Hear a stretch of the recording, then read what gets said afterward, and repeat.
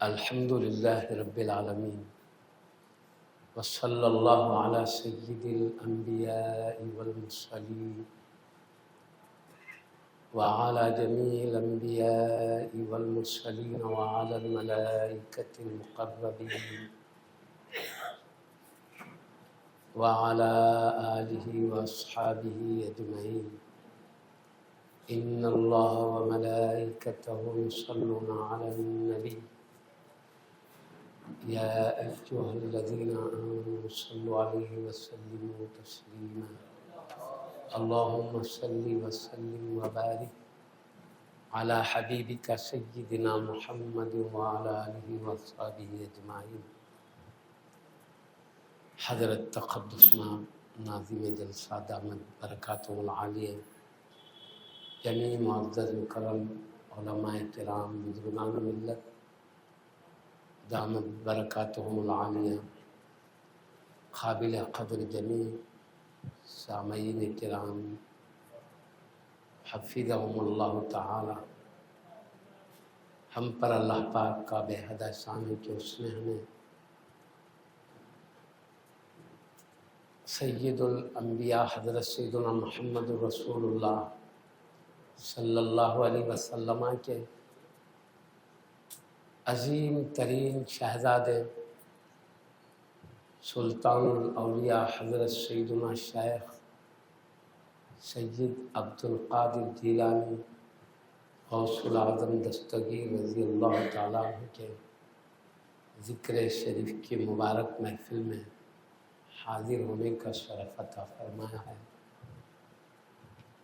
میں اپنے بزرگوں کے حکم کی بجاوری کے لیے اور سعادت مندی کے حصول کے لیے کچھ ذکر شریف عرض کر کے اپنی بات سمیٹ لیتا ہوں۔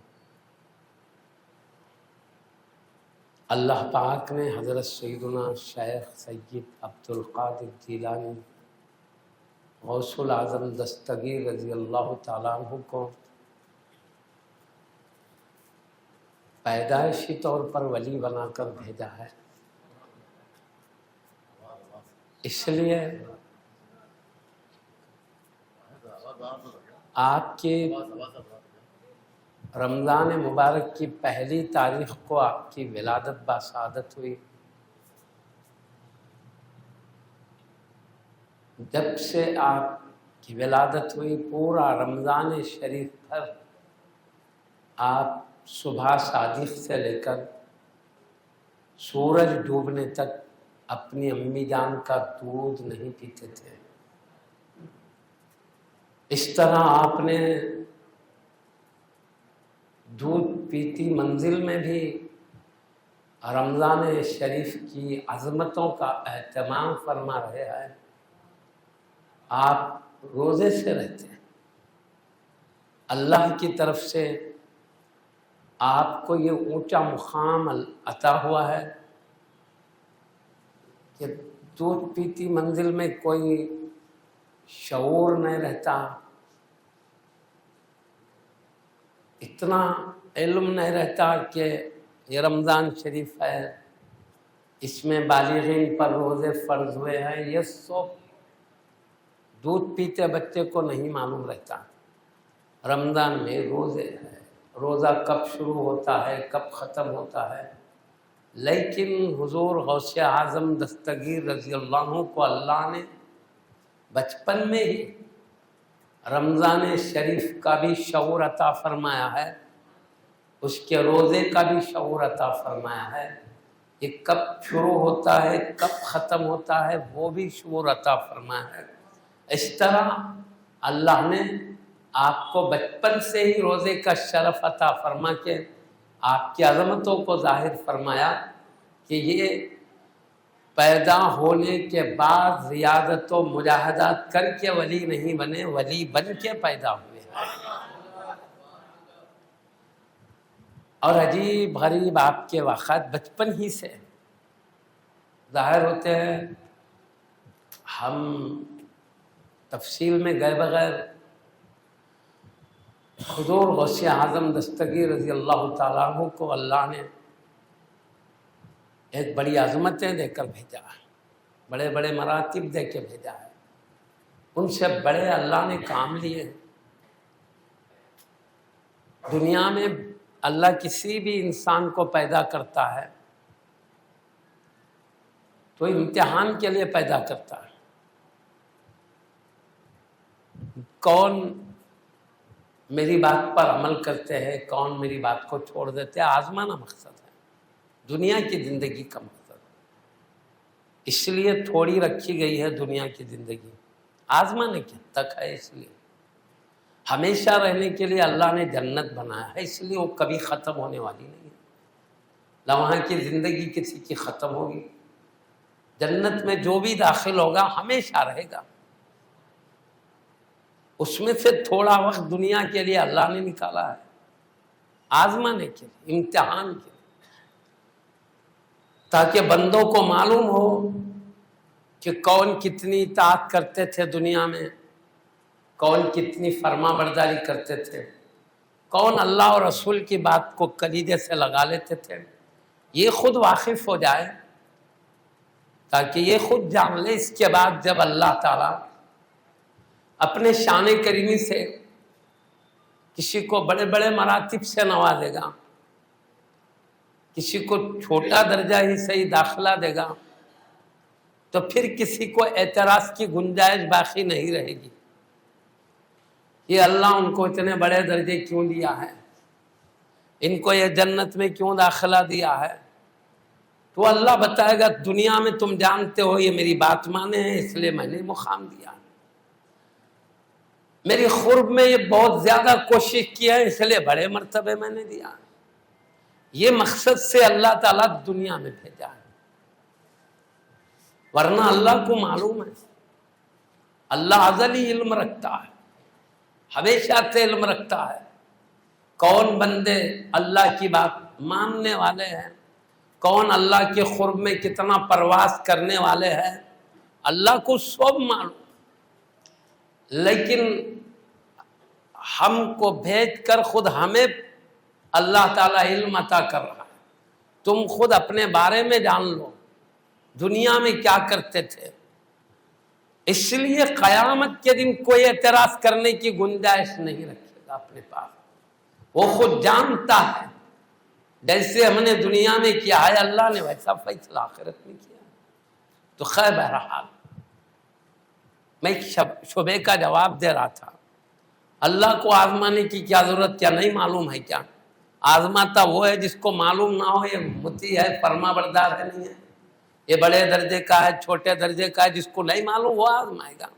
اللہ تو عالم الغیب والشہادہ ہے، ازلی ابدی علم ہے، کبھی اللہ کا علم اللہ سے غائب نہیں ہوا، حاضر علم ہے اللہ کا۔ تو اللہ جانتا ہے، تو پھر امتحان کا کام۔ تو میں اس کا جواب دے رہا ہوں تاکہ ہمیں معلوم ہو جائے، سارے مخلوق کو معلوم ہو جائے، انسانوں کو معلوم ہو جائے دنیا میں کیا کرتے تھے، تاکہ بڑے بڑے مراتب پانے والوں پہ انگلی نہ اٹھائے، ان کو وہ کیوں، ہم کو یہ کیوں۔ تو اللہ بولے گا وہ کرتے تھے دنیا میں جو تم نہیں کرتے تھے۔ سمجھے نا بات کو؟ ایک شبہ ہے جس کا میں جواب عرض کر رہا تھا۔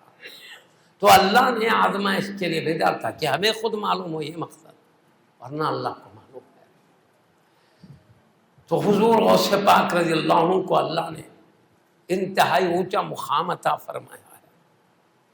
اس لیے اور ایک خاص بات یہ ہے کہ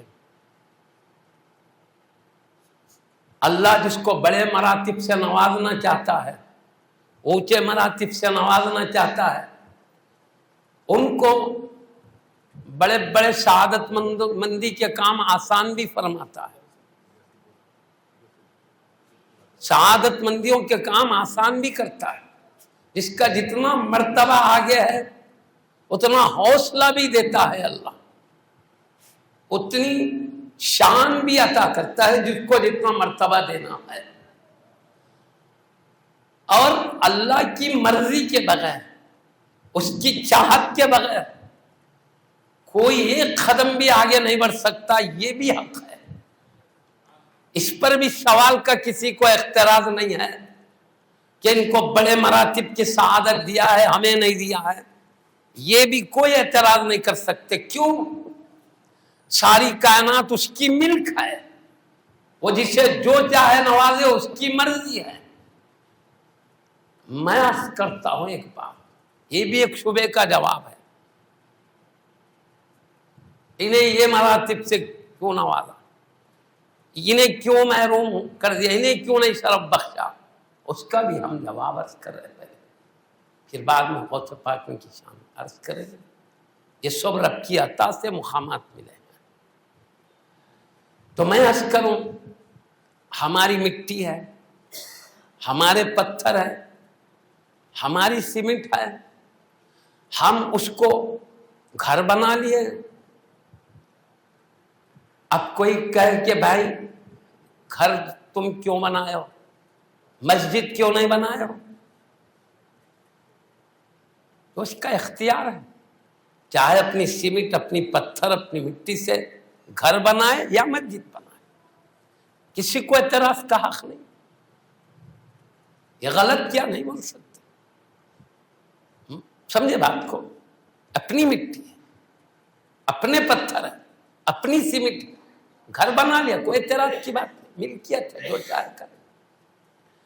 اب کوئی سے مسجد بنایا، اس پہ اعتراض نہیں، تو نے اس کا گھر کیوں نہیں بنا دیا، مسجد کیوں بنایا، اس کی ملکیت ہے، چاہے وہ مسجد بنایا۔ یعنی ملکیت میں مالک کو اختیار ہوتا ہے، وہ جو چاہے اپنے ملکیت میں تصرف کرے، کسی کو یہاں مداخلت کا حق نہیں رہتا۔ ایسی ساری کائنات اللہ کی ملک ہے، پیدا اسی نے کیا ہے، وہی مالک ہے، خالق بھی وہی ہے، مالک بھی وہی ہے۔ اپنے ملک میں جو چاہے اختیار کرے، اس کی ملک میں جو کرتا ہے تو اللہ سے پوچھنے کا کسی کو حق نہیں ہے۔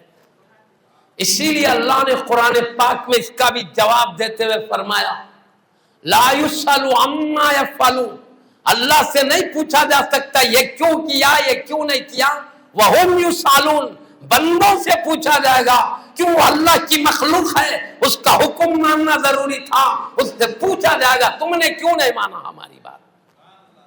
لیکن اللہ کسی کی ملکیت نہیں، اللہ کو کسی کو پوچھنے کا حق نہیں، ساری ملکیت اس کی ہے، جسے جو چاہے شرف بخشے، جسے چاہے کچھ نہ دے۔ تو میں چند شبہات کے جوابات آدمی کہا انہیں یہ شرف بخشا، انہیں کیوں نہ، اس کی شان کریمی ہے۔ ایک آیت کریمہ میں اللہ تعالیٰ ارشاد فرماتا ہے، لو شاء اللہ لجعلہم امۃ واحدہ، اگر اللہ چاہتا تو پورے انسانوں کو ایک امت بنا دیتا، سب کو ہی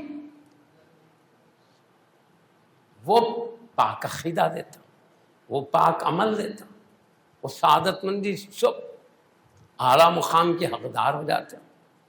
لو شاء اللہ لجعلہم امۃ واحدہ، اللہ چاہتا تو سب کو ایک امت بناتا، ولکن یدخل فی رحمتہ من یشاء، لیکن اللہ اپنی رحمت میں جسے چاہتا ہے داخل فرماتا ہے۔ یہ اس کی شان کریمی پر ہے، جسے چاہے پتھر بنا دے، جسے چاہے درخت بنا دے، جسے چاہے مٹی بنا دے، جسے چاہے اللہ جو چاہے بنا دے، اس کا اختیار ہے، جسے چاہے پانی بنا دے، جسے چاہے آگ بنا دے، جسے چاہے انسان بنا دے، جسے چاہے جن بنا دے، جسے چاہے ملک بنا دے۔ میں غصے میں کروں، سمجھے کیا، جسے چاہے فرشتہ بنا دے، انسانوں میں جسے چاہے مومن بنا دے، مومن میں جسے چاہے ولی بنا دے، ولیوں میں جسے چاہے قطب بنا دے، قطبوں میں جسے چاہے غوث بنا دے، اور غوثوں میں جسے چاہے غوثوں کا سلطان بنا دے۔ یہ اس کی شان کریم، کسی کو ملک بنایا، کسی کو ملائکہ کا سلطان و سردار بنایا، بڑے بڑے درجے کے فرشتے بنائے، کسی کو سارے ملائکہ کا بادشاہ بنایا، جبریل امین بنا دیا۔ اختیار، جسے چاہے نبی بنائے، جسے چاہے رسول بنائے، جسے چاہے سارے نبیوں اور رسولوں کا سردار اپنا پیارا حبیب بنا لے۔ تو معزز سامعین کرام، یہ سب اس کی شان کریمی پر معاملہ ہے، کوئی زور بازو سے کچھ نہیں حاصل کر سکتا۔ بلکہ حاصل کرنے کا طریقہ رب العالمین کے دربار میں اپنی گردن اپنا قلب سب کچھ جھکا کے رکھنا ہے. جو جھک جاتا ہے اللہ نواز دیتا ہے، جس کو نوازنا ہے اپنی دربار میں جھکا لیتا ہے. تو یہ سب رب کی کرم نوازیاں ہیں. سورج نے کہا تھا مجھے سورج بنا، چاند نے کہا تھا مجھے چاند بنا، ستاروں نے کہا تھا ستارے بنا. یہ اللہ کی شان کریمی ہے. جسے چاہا ستارے بنایا، اس کو چمک دے دیا. چاند بنایا، اسے چاندنی دے دیا. سورج بنایا، روشنی دے دیا. آسمان بنایا، رفعت دے دیا. زمین بنایا، وسعت دے دیا. پہاڑ بنایا، بلندی دے دیا. جسے جو چاہے اللہ نے کیا. یہ اس کی شان کریمی ہے. وہی خالق، وہی مالک ہے. بس اللہ کی دربار میں عاجزی دیکھی جاتی ہے. اللہ دیکھتا ہے جو میرے سامنے جھک گیا میں اسے نواز دوں گا. جھک جاتا ہے بچ جاتا ہے، جو اکھڑ جاتا ہے اکھڑ جاتا ہے. اور میں کہوں جس کو نوازنا چاہتا ہے اللہ جھکا بھی لیتا ہے اپنی دربار میں. نوازنا ہے تو جھکا کے رکھ.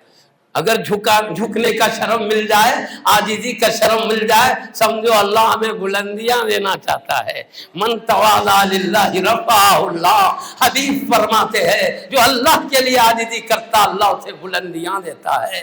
من تکبر وضعہ اللہ. جو تکبر کرتا اللہ گرا دیتا ہے. تو میں اس لیے عرض کر رہا ہوں اللہ کے بلندی پر پہنچانے کی ایک نشانی یہ ہے اللہ تعالیٰ عاجزی ان کے ساری دے دے تو سمجھو بلندیوں پہ پہنچانا چاہتا ہے.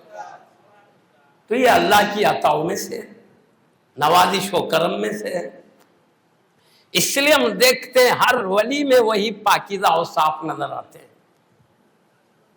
وہی عظمت والے صفات نظر آتے ہیں جس میں بلندیاں پوشیدہ ہیں، جس میں اللہ کا قرب پوشیدہ ہے. تو اب میں معزز سامعین کرام عرض کروں، حضور غوث پاک رضی اللہ عنہ کا ایک ارشاد سنا دیتا ہوں. یعنی کیسے بلندیاں ملے؟ اللہ نے ان کے لیے اونچے مقام فیصلے فرمائے. آپ کیا فرماتے ہیں؟ خبردار ہے غلام، کبھی اپنے کو کسی سے بڑا نہیں سمجھنا. اپنے کو، میں آپ کی تعلیم میں کیا درس ہے اور کیسے اولیاء اللہ بلند ہوتے وہ بتا رہا ہوں. یہ بلندیوں کے راز بتانے بول رہا ہوں.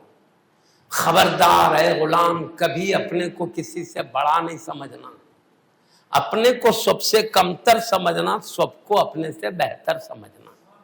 ارشاد غوث اعظم دستگیر. اس لیے کیا فرماتے؟ اس لیے کہ اللہ کی ذات بے نیاز ہے، اس کو کسی کی پرواہ نہیں ہے.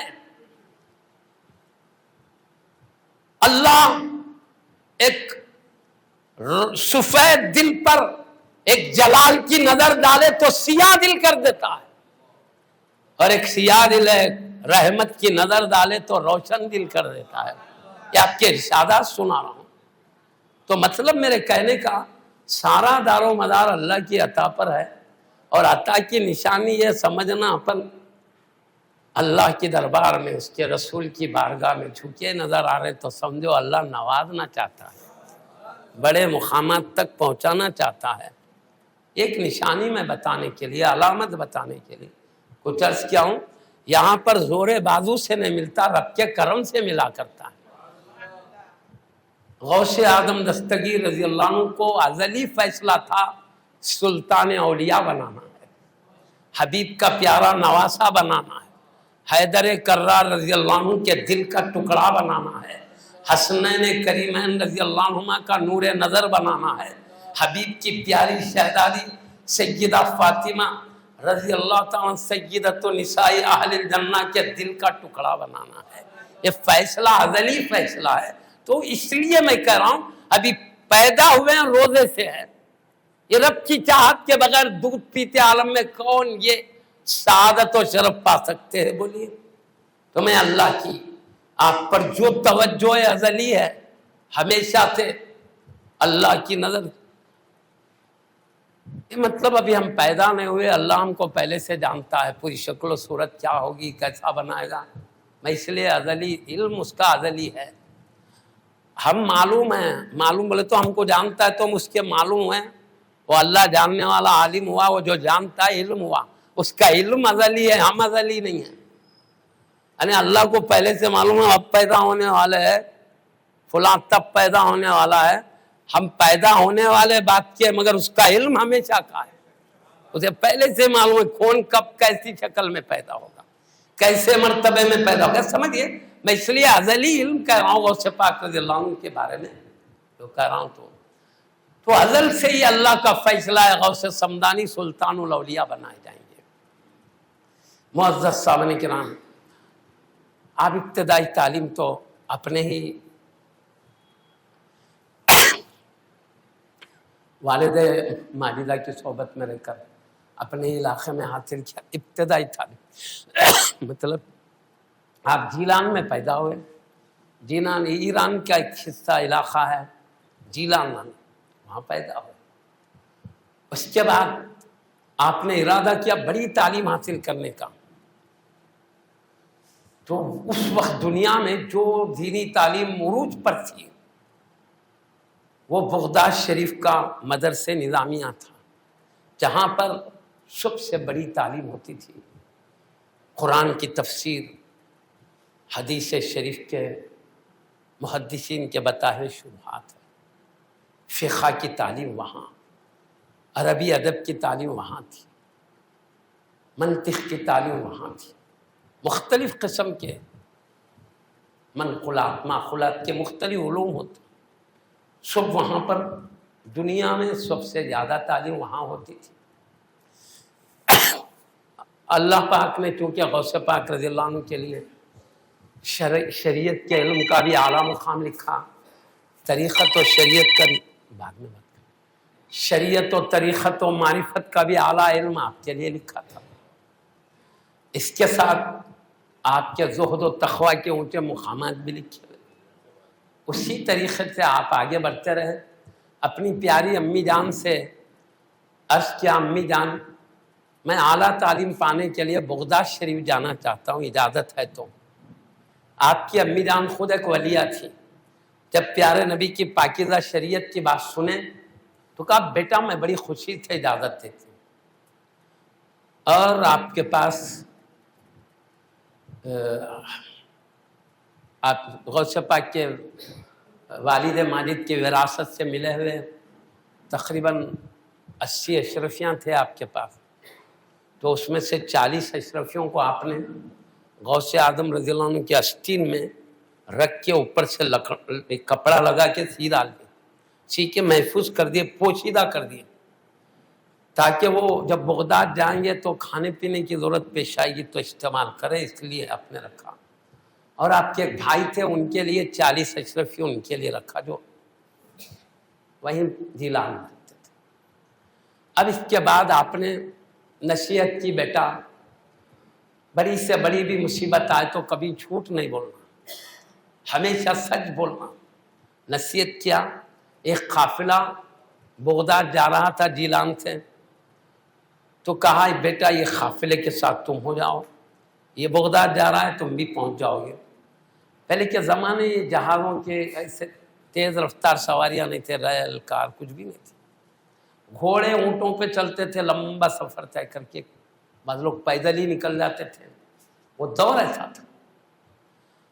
اب پہاڑی علاقے ہے، جنگلی علاقے ہے، چوراں بڑے بڑا کے تھے اس زمانے میں. ایسے قافلے جاتے ان کو لوٹ لیا کرتے تھے. اس لیے ہمت کے لیے بڑے بڑے قافلے ایک ساتھ ہو کر جایا کرتے تھے. حضور غوث پاک رضی اللہ عنہ بھی ایک قافلے میں ہو گئے. اب سب کے ساتھ جا رہے ہیں، تھوڑا راستہ طے ہوا، جنگلی علاقہ آیا. وہ اس دور کے ماحول کے لحاظ سے ڈاکو دیکھ لے قافلہ آ رہا. اب سب ٹوٹ پڑے، سب کا سامان لوٹنے لگ گئے، سب کو خالی ہاتھ کر دیا. اس کے بعد ایک شخص آ کے ڈاکوں میں سے ایک شخص تھا. غوث اعظم رضی اللہ عنہ جب 18 سال کی عمر کے تھے، کہا تمہارے پاس بھی کچھ ہے کیا بیٹا؟ بولے ہاں میرے پاس بھی ہے کچھ. بولے کیا ہے؟ کہا اشرفیاں. ہاتھ میں تو نظر نہیں آ رہے تھے، اندر تھے. تو وہ جو ڈاکہ زنی کرتے تھے وہ صاحب بولے یہ بچہ ہم سے مذاق کر رہا، کوئی بھی ڈاکوں کے سامنے کوئی چھپی ہوئی بات بتائے گا کیا؟ اتنا پوچھیدہ رکھا ہے تو یہ مذاق کر رہا ہے سمجھ کے سردار سے جا کے بولا انہوں نے، سردار جو ڈاکہ زنی کرنے والوں کی سیادت کرتے تھے ان سے کہا یہ بچہ ہم سے مذاق کر رہا ہے، کہہ رہا ہے میرے پاس بھی اشرفیہ ہے، خالی ہاتھ ہے، کہتا میرے پاس بھی ہے۔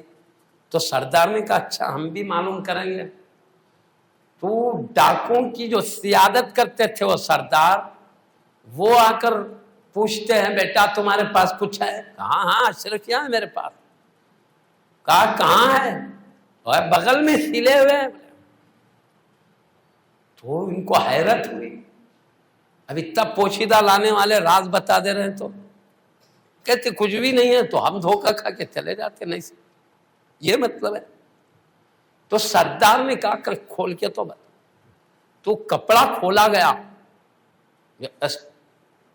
بغل کے نیچے جو کپڑا اندر رکھ کے جو مزید کپڑا لگا کے سیدھے تھے نا، وہ کپڑا نکالتے واقع 40 اشرفیاں نکلے اس کے اندر سے۔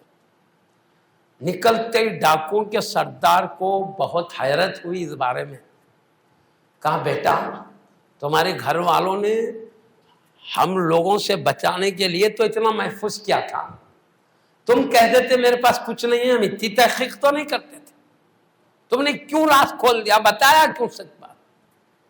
تو انہوں نے کہا غوث پاک رضی اللہ عنہ نے فرمایا میں تمہارے سامنے جھوٹ نہیں بول سکتا، کیوں؟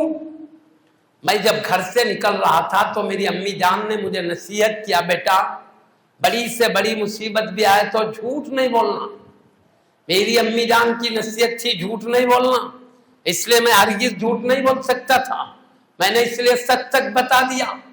یہ سننا تھا ڈاکوں کے جو سردار تھے، ان کے دل پر اتنا بڑا اثر ہوا، انہوں نے کہا یہ بچہ اپنے ماں کی نصیحت نہیں چھوڑ رہا ہے تو ہم رب العالمین کے حکم کو پسے پوچھ ڈال رہے ہیں، اب تک اتنی بڑی عمر ہو گئی ہے ہم نے رب العالمین کی باتوں پہ عمل نہیں کر رہے ہیں، اس کے احکام کے خلاف کر رہے ہیں، اور یہ بچہ اپنی ماں کی بات جانے نہیں دیتا ہے، افسوس ہے ہماری زندگی پر۔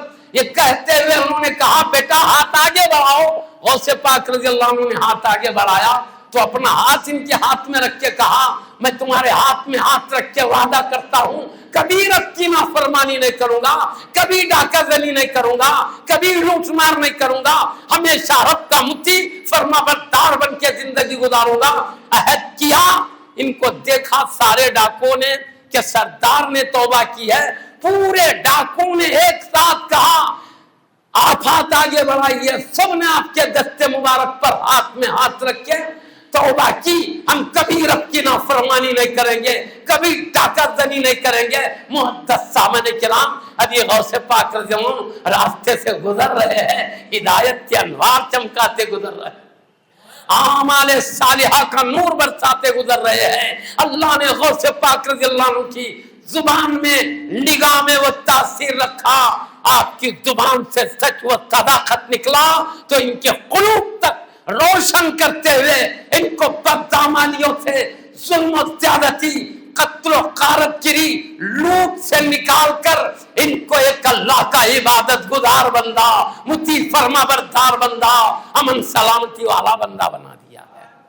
معزز سامعین کرام، یہ غوث پاک رضی اللہ تعالیٰ عنہ کی ذات بابرکات کی برکات ہیں کہ ابھی جا رہے ہیں اتنا، یہاں سے ہم کو ایک نصیحت یہ بھی ملتی ہے سچ کا کتنا بڑا فائدہ ہے، ہم کو تو فائدہ ہے ہی، اس سے دوسروں کو بھی کیا فائدہ ہوتا ہے۔ سچ بولنے سے آدمی دھوکے سے بچتا ہے، سامنے والا وہ امن میں رہتا ہے ہماری سچی بات سے، جھوٹ سے امن نہیں رہتا، اس میں بھروسہ نہیں رہتا ہماری بات۔ پھر ہم کو بھی پیارے نبی فرماتے ہیں جھوٹ جہنم کی طرف لے جانے والی چیز ہے اور سچ جنت کی طرف لے جانے والی چیز ہے، یعنی سچ بولنے والا اللہ تعالیٰ اس کے لیے جنت قسمت پہ لکھتا ہے، جھوٹ بولنے والے کے لیے ہمیشہ دوزخی کام کی طرف رغبت رہتی ہے، اور سچ بولنے والے کو نیکی کی سعادتیں ملتی ہیں۔ اس سے سچ کی اہمیت بھی معلوم ہوئی، اور اللہ تعالیٰ نے حبیب پاک صلی اللہ علیہ وسلم نے، اولیاء اللہ نے سچ کہنے کی کافی نصیحت فرمائی، بہت جگہ اس کے فائدے بتائے گئے، جھوٹ کے نقصانات بتائے گئے ہیں۔ معزز سامعین کرام، اللہ کے حبیب صلی اللہ علیہ وسلم نے زندگی میں کبھی جھوٹ نہیں کہا۔ جتنے اولیاء اللہ ہمیشہ سچ کہتے ہیں، سچ کہنے سے زبان میں تاثیر پیدا ہوتی ہے، جو دعا کرو فوری قبول ہوتی ہے۔ دعا قبول ہونے کے ذریعوں میں سے ایک حلال کمائی ہے، ایک سچ بولنا ہے۔ یہ اولیاء اللہ میں کامل درجے پائی جاتی ہے۔ کبھی اولیاء اللہ نہ حرام کھاتے ہیں نہ کبھی جھوٹ بولتے ہیں۔ میں آپ کو بتاؤں، حضور غوث اعظم دستگیر رضی اللہ عنہ، ایک زمانہ تو ابتدائی میں عرض کرا تھا، ایک زمانہ آیا آپ سردار اولیاء ہو گئے، آپ کی عظمت و شان مشرق سے مغرب تک، شمال سے جنوب تک پھیل گئی۔ صرف بغداد ہی میں نہیں بلکہ پوری دنیا میں آپ کی عظمت کے پرچم لہرانے لگے۔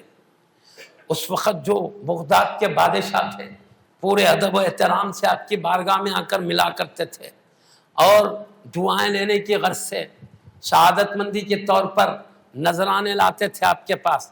لیکن معزز سامعین کرام، آپ کے زمانے کے ایک بادشاہ کا میں قصہ سناتا ہوں جو آپ کی سیرت میں لکھا ہے۔ آپ کی بارگاہ میں تقریباً 8-10 اشرفیوں کی تھیلیاں لے کر حضور غوث اعظم کی خدمت میں تحفہ نذرانہ پیش کرنے کے لیے آئے، اپنی فوج کے ساتھ آپ کی تعظیم میں تحفے کے طور پر 8-10 تھیلیاں لے کر آئے۔ حضور غوث پاک رضی اللہ عنہ سے سلام کیا، دب سے بیٹھے، غوث پاک رضی اللہ عنہ نے جواب دیا، بٹھایا تو کہا یا سیدی میری طرف سے یہ نذران عقیدت ہے۔ تو غوث پاک نے کہا مجھے اس کی حاجت نہیں ہے، واپس لے کے چلے جاؤ۔ یا سیدی یہ میری طرف سے ایک عقیدت کا اظہار کے طور پر، کہا نہیں چاہیے مجھے، واپس لے کے چلے جاؤ۔ انہوں نے پھر اصرار کیا، لیجیے سیرت میں لکھی ہوئی بات میں عرض کروں، آپ نے ایک اشرفی کی تھیلی ایک ہاتھ میں لیے، دوسری تھیلی دوسرے ہاتھ میں لیے، زور سے اس کو دبانا شروع کیا۔ جب دبانا شروع کیا تو اس میں سے اشرفیوں میں سے خون نکلنے لگا، اشرفیاں خون بن کر ٹپکنے لگے، خون بن کے خون بہنے لگا۔ اب یہ دوڑ رہا تھا، پھر آپ نے رکھ دیا، رکھ کے کہا میں تم کو درگزر کر دیا ہوں۔ آپ نے ان کے خاندان کا، تمہارا شرف والا خاندان ہے اس لیے میں تم کو معاف کر دیا ہوں، ورنہ میں یہ خون کو تمہارے محل تک بہا دیتا۔ وہ جلال تھا غوث پاک۔ کیا فرماتے ہیں، تم رعایا کا خون چوس کے میرے سامنے پیش کرنا چاہتے ہو؟ یہ کون ہے لوگوں کا جو تم چوسے ہو؟ یہ رعایا کا خون ہے، چوس کر میرے پاس پیش۔ یہ جلال تھا آپ کا۔ میرے کہنے کا مقصد، اللہ کے دوستوں کے سامنے حرام ناجائز دولت اس طرح جلال میں لا لیتی تھی۔ آپ کا سمندر، جلال کا سمندر موجوں میں آ جاتا اس وقت۔ انہوں نے فوری روتے ہوئے قدموں پہ گر کے معافی چاہے، واپس چلے گئے۔ اس طرح بزرگوں کی ہم زندگی دیکھتے ہیں۔ حضور غوث پاک رضی اللہ تعالی عنہ، بہرحال آپ ہر معاملے میں تقویٰ کے ہر پہلو میں اعلیٰ مقام رکھتے ہیں، زہد کے ہر پہلو میں اللہ نے آپ کو اعلیٰ درجہ دیا ہے، اونچا مقام آپ کو عطا فرما ہر پہلو میں۔ میں کہا جس علم کے جس پہلو میں دیکھو، شریعت کا علم ہو، طریقت کا، حقیقت کا ہو، معرفت کا ہو، علم میں دیکھو، چاہے وہ حدیث کا علم ہو، تفسیر کا ہو، فقہ کا ہو، عربی ادب کا ہو، ہر قسم کے علم میں آپ کو کمال عطا فرما۔ اسی طرح عبادت میں، آپ اب عبادت کی ہم کیا بات بتائیں، دیکھ رہے نا اللہ جن کو دودھ پیتی منزل میں روزے کی سعادت دیا، بڑے ہونے کے بعد کیا کیا عبادتیں نہیں کریں۔ اس لیے فرائض تو فرائض ہے، رات بھر آپ عبادت میں رہتے تھے۔ سیرت میں لکھا ہوا ہے، آپ خود فرماتے میں نے 40 سال سے عشاء کے وضو سے فجر کی نماز ادا کرتے آ رہا ہوں۔ یہ بولنا لوگوں کو ترغیب دینے کے لیے ہے، لوگوں کو جذبہ دلانے کے لیے ہے۔ کم سے کم اتنا نہیں تو جتنا ہو سکتا ہے رات کو زندہ کرو عبادت الہی کے ذریعے، مطلب ہے آپ عشاء پڑھے، عشاء ہو گئی، اس کے بعد کچھ ذکر کرے، شاید ایک دو اونگ فرماتے ہوں بیٹھے بیٹھے، جس سے وضو بھی نہیں جاتا، بیٹھے بیٹھے ہوں، ٹھیکا بھی نہیں کسی، ذکر کرتے کرتے بیٹھے، کچھ اونگ آ گئی بس۔ تہجد آپ پڑھ رہے ہیں، رات میں اٹھ کے حبیب کے امت کے لیے دعائیں مغفرت کرے، اللہ حبیب کے امت کے گناہگاروں کو معاف فرما دے، ان کو اطاعت فرما برداری کی توفیق دے دے، جو تیرے نیک بندے ان کے درجات میں اضافہ فرما۔ بس یہ محبوب بندوں کی یہی دعا ہے۔ اب رات میں دیکھو عبادت حبیب کی امت کے لیے دعاؤں میں گزار رہے ہیں، اور دن دیکھو تو امت کی ہدایت میں۔ ہدایت کا مطلب بد اعمال لوگوں کو نصیحتیں کر کے اچھے اعمال، اچھے اخلاق، اچھے عادات، اچھے اوصاف کی درد دے رہے ہیں۔ اور چونکہ میں کہا نا، سچ بولنے والا، حلال کمائی کرنے والے کی زبان میں اللہ تاثیر عطا فرماتا ہے، اور پھر جو زہد و تقوی کے بعد اعلیٰ مراتب پاتے ہیں، ان کی زبان کی تاثیر بڑھتے چلی جاتی ہے۔ تو غوث پاک رضی اللہ تعالیٰ عنہ تو بچپن سے صاف ستھرے ہیں، بچپن سے پاکیزہ ہیں۔ اللہ نے امی بھی ابا بھی لاجواب ابا لاجواب امی عطا فرمائے۔ ان کی زندگی علماء کرام سے آپ سنتے رہتے ہیں، کتابیں پڑھتے، کوئی چھپے ہوئے نہیں۔ ابا کی بھی جو شان میں بتا دو تو یاد دلانے کے لیے، کیسے ابا کیسے امی، صحبت کا بھی بچوں کو اثر پڑتا ہے، ایک اللہ تعالیٰ کی عطا ہے، وہ جسے جیسی چاہے صحبت دے دے۔ بس ہمیشہ رب العالمین حبیب پاک کے نالین کے صدقے سعادت مانگتے رہنا چاہیے، اور عاجزی نہیں جانے دینا۔ اللہ تعالیٰ بڑے راستے کھولتا ہے، بالکل پکی بات ہے۔ معزز سامعین کرام، میں ایک قصہ سناتا ہوں، معلوم مشہور ہے، لیکن چلتے چلتے یاد دلانے کے طور پر۔ حضرت کے والد ماجد ابو موسیٰ جنگی دوست نام ہے حضرت کا، ریاضت مجاہدات میں مصروف تھے ہمیشہ۔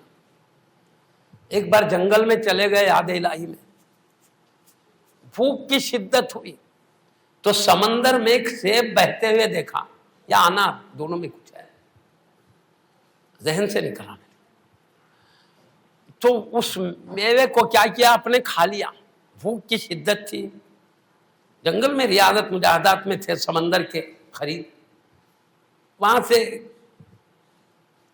سیب یا انار بہتے ہوئے دکھا تو اس کو لے کے آپ نے نوش فرما لیا، کھا لیے۔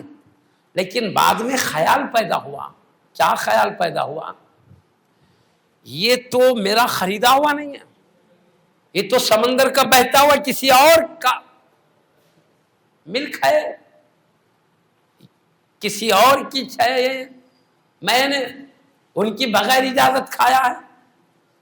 یہ آپ نے فیصلہ کیا کہ اگر بہتے آ رہا ہے تو کس باغ سے بہتے آ رہا، تلاش کریں گے، کر کے باغ کے مالک سے معافی چاہیں گے کہ تمہارے باغ کا ایک سیب سمندر میں گر کر بہتے ہوئے آیا، ہم نے تمہاری اجازت کے بغیر کھا لیا۔ معافی چاہنے کے لیے اب وہ سمندر کا بہاؤ دیکھیے کدھر سے آ رہا ہے، اس کو کنارے کنارے دیکھتے گئے۔ تو اب جاتے جاتے جاتے دیکھیے حضرت سیدی عبداللہ سومئی رضی اللہ عنہ، وہ بہت بڑے ولی تھے، وہ بھی اپنے وقت کے، وہ ان کا باغ تھا، تو سمجھ گئے کہ باغ کے اندر کی جو شاخیں ہیں باہر تک آ گئی ہیں، وہ گر کے میوے بہ رہے ہیں، تو سمجھ گئے کہ یہی مالک کا ہے۔ آپ نے وہ باغ کے اندر داخل ہوئے، حضرت سیدی عبداللہ سومئی رضی اللہ تعالیٰ وہ وقت کے بہت بڑے ولی ہیں، وہاں جا کر آپ کہنے لگے، یا سیدی میں نے آپ کے باغ کا سیب آپ کی اجازت کے بغیر کھا لیا ہے، کیونکہ میں عبادتوں میں ریاضتوں میں لگا تھا، بھوک کی شدت تھی، سمندر کے اندر سے بہتے ہوئے دیکھا تو میں نے اس کو لے کے کھا لیا ہے، اس کی معافی چاہتا ہوں میں آپ سے، آپ اس کو معاف کر دیجئے۔ تو حضرت سیدی عبداللہ سومئی رضی اللہ عنہ نے ان کے تقوی کو دیکھ کر سمجھ گئے کوئی معمولی ہستی نہیں ہے، یہ خود بڑے ولی اللہ ہیں. سمجھ گئے؟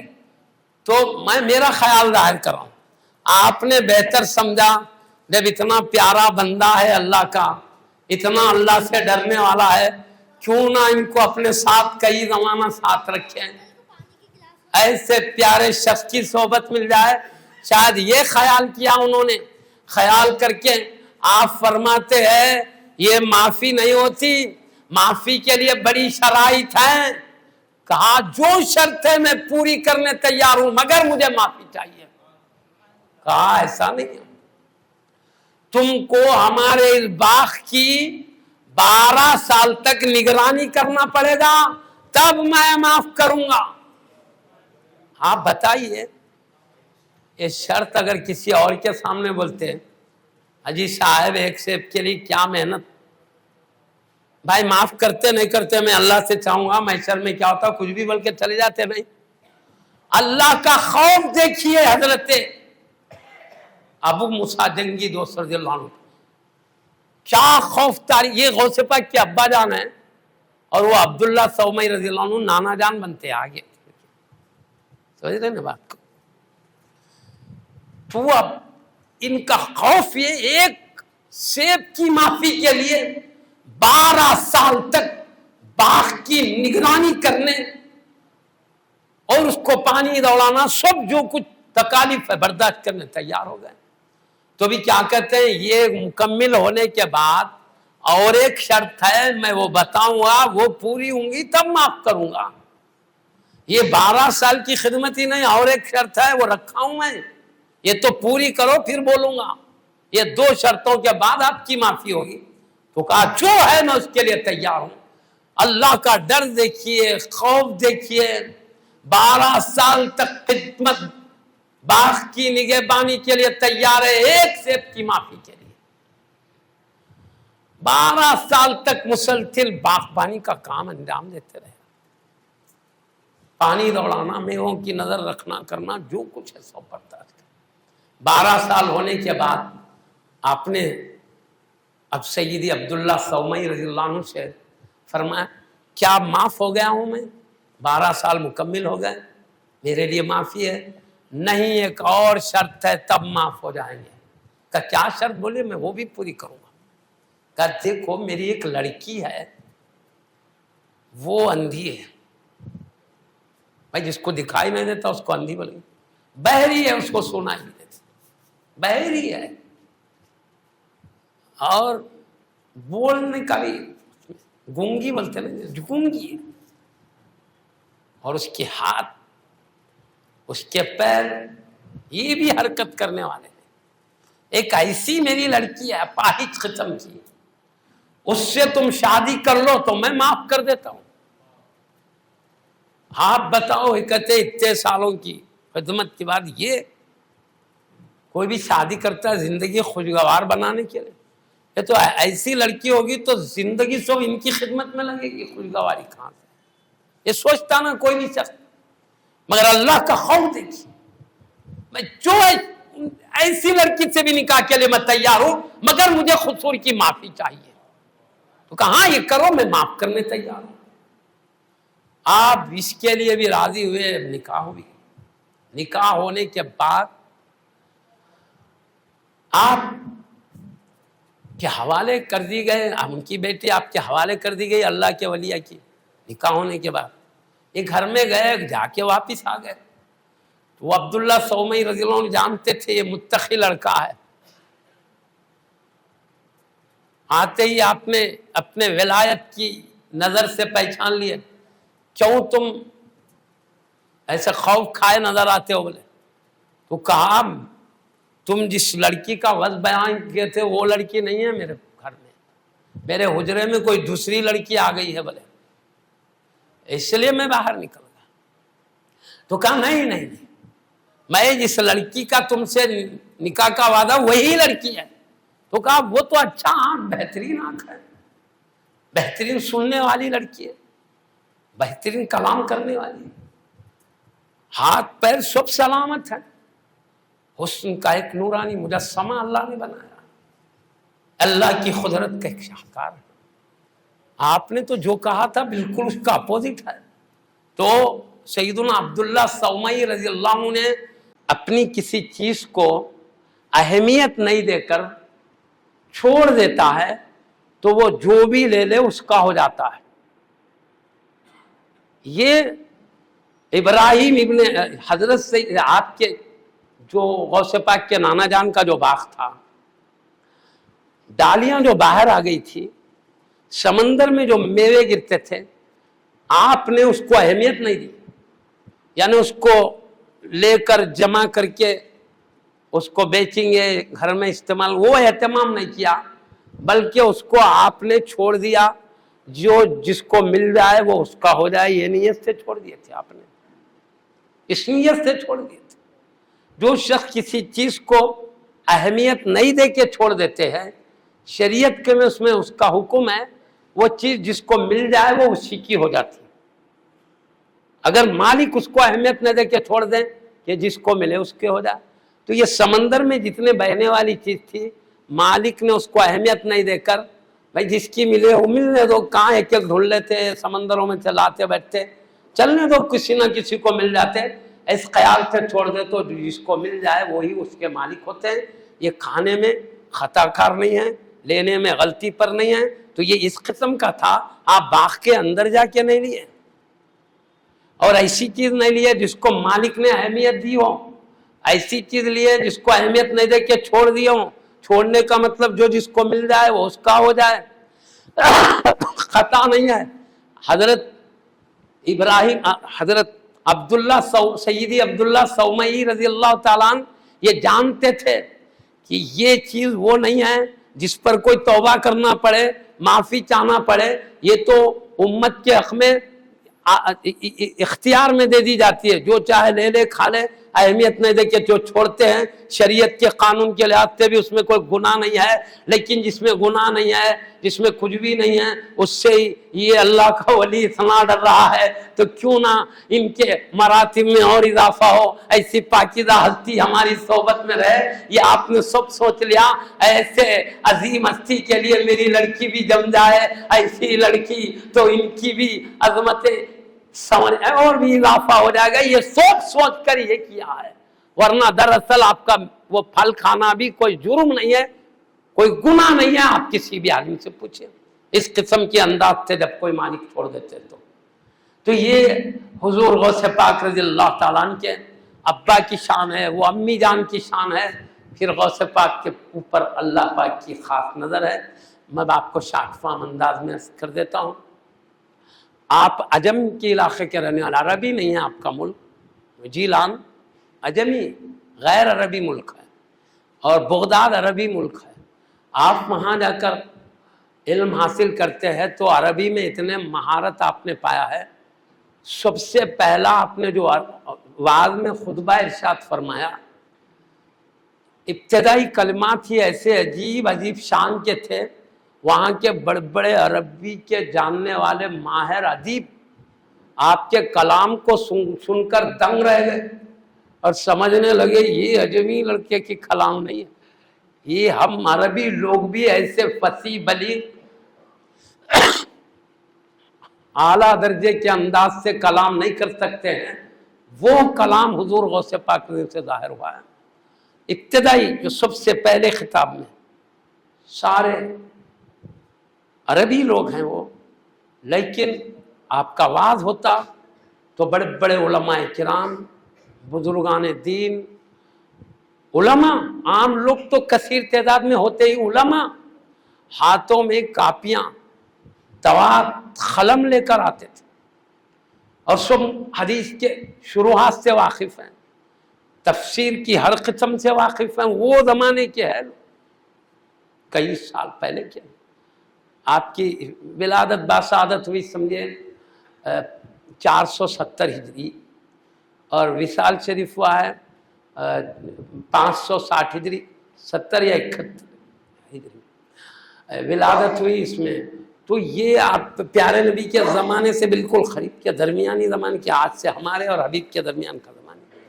جو جتنے پہلے زمانے کے علماء اتنے بڑے اعلیٰ ختم کے ہوتے تھے، تو اس زمانے کے علماء ہیں دوات قلم لے کے بیٹھتے تھے. اب اندازہ کیجئے وہ کیا لکھنے بیٹھتے تھے. حالانکہ تفسیروں میں ہر چیز موجود تھی, حدیثوں میں بڑے بڑے علماء کی شروحات آپ دیکھے ہوئے تھے. معزز سامعین کرام, بات کیا ہے, غوث پاک رضی اللہ تعالیٰ عنہ کو اللہ نے تمام وہ علم جو کوشش اور کسب سے حاصل ہوتے وہ بھی دیا تھا, اور اپنی بارگاہ سے وہابی علم, عطائی علم بھی آپ کو عطا کیا تھا. میں ایک واقعہ سنا کر بات کو سمیٹ لیتا ہوں. ایک مرتبہ کا واقعہ ہے. حضرت آپ کے زمانے میں ایک بڑے محدث رہتے تھے, حضرت سیدی ابن جوزی رضی اللہ تعالیٰ عنہ, بہت بڑے محدث بھی ہے, اور وہ حدیث جو پیارے نبی سے لے کر محدثین تک پہنچتی ہے تو محدثین ایسا نہیں لے لیے سن کے, بلکہ سنانے والے کو بولے تم نے کس سے سنا, تو دیکھتے تھے سنانے والا پہلے متقی پرہیزگار سچا ہونا, حافظہ قوی ہونا, وہ تمام دیکھ کے بات لیتے تھے. پھر سنتے تم کس سے سنے پوچھتے تھے, اور جس سے سنے ان کی سیرت حالات جانتے تھے کہ یہ متقی ہے نہیں, جھوٹ بولنے والے تو نہیں ہیں, اللہ سے ڈرنے والے نہیں, معلوم کر کے لیتے تھے. پھر ان کے بعد وہ انہوں نے جس سے لیا ان کے حالات معلوم کرتے تھے. اس طرح پوروں کے حالات معلوم کر کے حدیث لکھتے تھے. تو آپ حالات معلوم کرنے میں ہر محدث اپنی کوشش کے مطابق معلوم کرتے ہیں, لیکن ابن جوزی رضی اللہ تعالیٰ عنہ اس میں اتنے باکمال تھے. کئی محدثین کہتے ہیں بالکل متقی ہے, پرہیزگار ہے, سچے ہے, تو ان پر بھی تنقید کر دیتے تھے, نہیں سب کچھ ہے مگر ان میں ایک کمی ہے بلکہ نکالتے تھے. ارے ان میں بہت مہارت تھی. جو حدیث کے نقل کرنے والے راوی ہوتے نا, ان پر گہری نظر تھی. میرے کہنے کا مقصد ہر ایک راوی کو بہت زیادہ طور پر آپ جانتے تھے. بہت بڑے عظیم محدث بھی تھے, اور حدیث کے متن کے ساتھ سند کہتے روایت کرنے والوں, تو ان سے بھی بہت جانکار واقف کار تھے. کئی ہستیاں جن کی تائید کریں آپ ان کی مخالفت کر کے کچھ نہ کچھ ان میں کوتاہی بیان کرتے تھے. وہ شان تھی آپ کی ابن جوزی رضی اللہ عنہ کی. غوث اعظم رضی اللہ عنہ کی محفل میں عوام تو کثیر تعداد میں آتے, علماء کی بھی کثیر تعداد آیا کرتے تھے. تو ایک مرتبہ حضور غوث پاک رضی اللہ عنہ کے ایک مرید تھے, انہوں نے سیدی ابن جوزی محدث رضی اللہ عنہ سے فرمایا, عرض کیا حضرت آپ کبھی غوث پاک رضی اللہ عنہ کی محفل میں نہیں تشریف لاتے, آپ بھی تو آئیے. تو حضرت ابن جوزی رضی اللہ تعالیٰ عنہ کیونکہ وہ سمجھتے تھے جتنے تفسیر کی کتابیں ہیں میں پڑھا ہوا ہوں, حدیث سے سب میں پڑھا ہوا ہوں, فقہ سب دیکھا ہوا ہوں, جتنی کتابیں غوث اعظم نے بتایا تو انہی کتابوں میں کی باتیں بتائیں. یہ خیال تھا حضرت کا, اس لیے آپ نہیں تشریف لاتے تھے, اور بھی اللہ بہتر جانے. تو جب آپ کے مرید نے کہا تو ان کا دل خوش کرنے کے لیے بولے ٹھیک ہے ہم بھی بیٹھیں گے. آ کے کونے میں بیٹھے رہے, اور غوث پاک کے مرید بھی ان کے ساتھی بازو پہلو میں بیٹھ گئے. اب اس کے بعد کیا ہوا, وہاں کا طریقہ تھا مجلس شروع ہونے سے پہلے قاری قرآن کی تلاوت کرتے ہیں, اس کے بعد غوث پاک رضی اللہ عنہ کا ارشاد بات شروع ہوتا. جب قاری قرآن نے آیات چند پڑھے تو اس میں کی ایک آیت لے کر غوث اعظم دستگیر رضی اللہ عنہ نے اس کی تفسیر بیان کرنا شروع کیا. تفسیر بیان کرنا شروع کیا, بھائی یہ آیت کی یہ تفسیر ہے, کیونکہ قرآن اللہ کا کلام ہے. اللہ تعالیٰ کے کلام میں فصاحت بھی ہے, بلاغت بھی ہے. اب وہ علمی باتیں آپ کو بتانا نہیں ہے, مگر بلاغت میں ایک خوبی یہ ہوتی ہے, بلاغت کی خوبی یہ بھی ہے کہ الفاظ کم معنی زیادہ ہو تو بلاغت کا ایک پہلو وہ بھی ہوتا ہے کہ اس میں الفاظ کم معنی زیادہ, اور بھی خوبیاں ہیں اس میں. ایک خوبی یہ بھی ہے الفاظ کم معنی زیادہ. تو اس لیے اب اسی سے سمجھ لیجئے آپ, حضرت سیدنا علی مرتضی حیدر کرار رضی اللہ تعالیٰ عنہ ارشاد فرماتے کیا, اگر میں سورہ فاتحہ کی تفسیر کر دوں تو 70 اونٹ اس کو سنبھال نہیں سکیں گے. بولے مطلب ایک ایک آیت میں اتنے اسرار اللہ نے جو چھپا کے رکھا ہے بتا سکتا ہوں کہ اگر اس کو جلدوں میں لکھ دیا جائے 70 اونٹ مل کر اس کو سنبھال نہیں سکیں گے. اور ایک سورہ فاتحہ ایک صفحے میں آتا ہے نا. اب اس کے اندر کا جو راز ہے، اسرار ہے، مضمون اللہ نے پوشیدہ رکھے ہے. حضرت سیدنا علی مرتضیٰ حیدر کرار کہتے ہیں کہ میں بتاؤں تو 70 اونٹ نہیں سنبھال سکیں گے. تم اندازہ کرو اللہ کے کلام میں کتنے اسرار، رموز، حکمتیں پوشیدہ ہے. اللہ ہی جانتا، اس کے حبیب جانتے ہیں.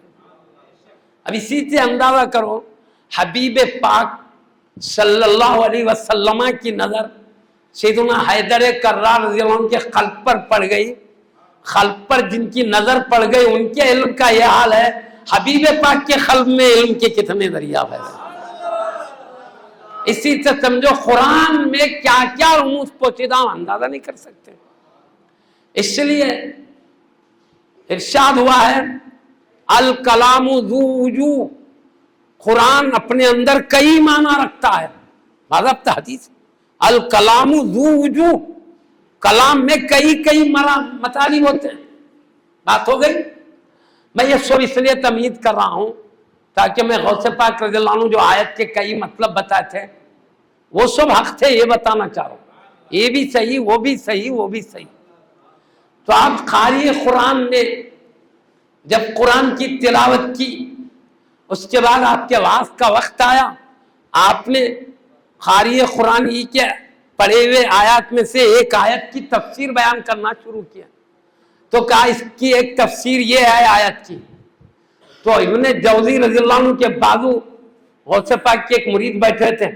کہا حضرت اس تفسیر کے بارے میں آپ کا کیا خیال ہے؟ کہا بالکل حضرت حق کہتے ہیں، میں بھی جانتا ہوں اس تفسیر کو. پھر غوث پاک نے کہا اس کی دوسری تفسیر یہ ہے. ابن جوزی رضی محدث جلیل ہے، بلکہ میں ان کی ایک شان بتا دیتا ہوں، پہلے مجھے بالکل وقت ختم کر دینا ہے. ابن جوزی رضی اللہ عنہ کی علمی جلالت کا معاملہ کیا ہے بولوں؟ آپ اپنے گھر والوں کو نصیحت کرتے ہیں کہ میں جب انتقال کر جاؤں تو میرے جو غسل دینے کا پانی ہے عام لکڑی سے غسل نہیں دینا بلکہ اس لکڑی سے دینا. میں حدیث لکھنے کے لیے، حدیث کے علم کے لیے پہلے لکڑی کے برو کا قلم بولتے تھے، لکڑی کا قلم استعمال ہوتا تھا، اس کو چھل کے اس کی نوک باریک کر کے بیچ میں سے تڑخ کر دیتے تھے، اس کو دوات میں شئی میں ڈبا کے لکھتے تھے. پہلے کا طریقہ تھا. تو چھلنے میں لکڑی کا جو بورا نکلتا ہے نا نوک بنانے میں، تو آپ نے اتنا حدیث کی خدمت کی، اتنی خدمت کی کہ وہ قلم کی چھلتے چھلتے نوک کا جو حصہ بورا بولتے جس کو، وہ ایک کونے میں جمع کر کے رکھا تھا آپ نے. تو آپ نے جو نصیحت کی تھی میرے انتقال کے بعد عام لکڑی سے نہیں، میں حدیث کی خدمت کرنے کے لیے جو لکھا ہوں وہ لکھنے میں جو قلم کا بورا جمع ہوا ہے وہ بورے کو لے کر میرا پانی گرم کرنا، اس سے مجھے غسل دینا. اب چاہتے تھے کیونکہ یہ قلم دین میں پیارے مصطفیٰ کے حدیث کی خدمت میں لگا ہے، اس سے یہ برا تعلق رکھتا ہے تاکہ اس کے برکات بھی مجھے حاصل ہو. شاید یہ جذبہ تھا آپ کا. تو اب ہوا کہ آپ کے انتقال شریف کے بعد حضرت سید ابن جوزی رضی اللہ عنہ کے اس بورے سے پانی گرم کیا گیا.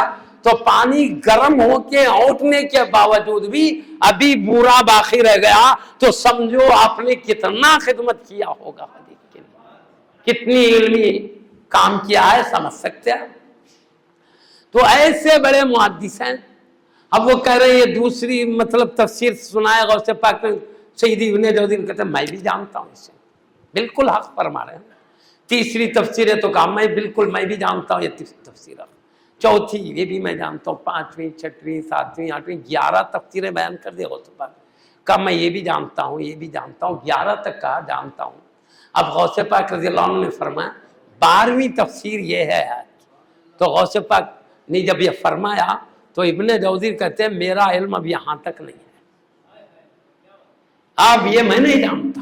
اس کے بعد آپ نے 13ویں، 14ویں، 15ویں، 16ویں 40 تفاسیر بیان کر دیے.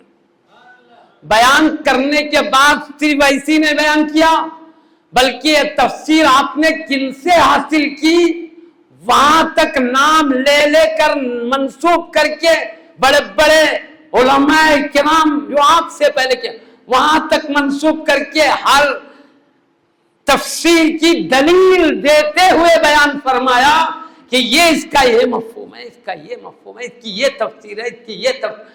40 تفسیر سننا تھا. ابن جوزی رضی اللہ عنہ حیرت میں پڑ گئے، دنگ رہ گئے.